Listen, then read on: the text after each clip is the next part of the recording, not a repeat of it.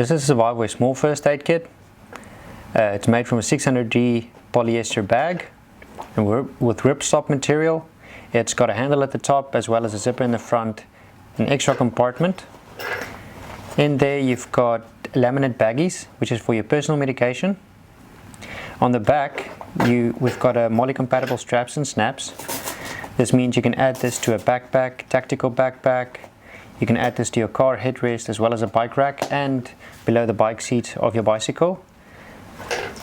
Then if we open this up, we've got some quality zippers as well. On the left we have shears. They're 6-inch shears, but the blades are less than 4 inches long, so they are TSA approved. Anything shorter than 4 inches can be taken with you on your carry-on luggage. We've got hypoallergenic tape.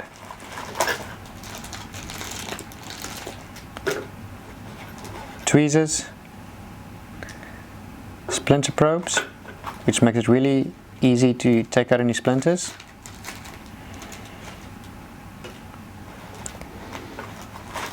Then we've got 20 adhesive dressing for minor wounds. And our CPR kit. This you can add to your keychain. It comes with a one-way mask, Nitrile gloves which are latex free, as well as some skin cleaning wipes. More importantly though, on the inside we've got these instructions for adult CPR as well as baby and child CPR. So if you're in a stressful situation and you need to apply CPR, this is a great reference to use.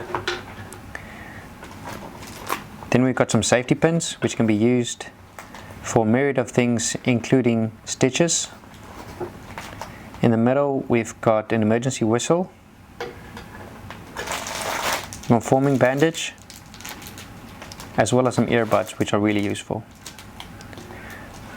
Moving to the right, on the back pocket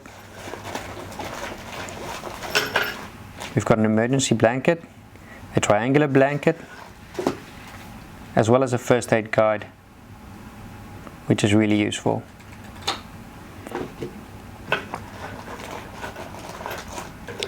Then we've got wound closures.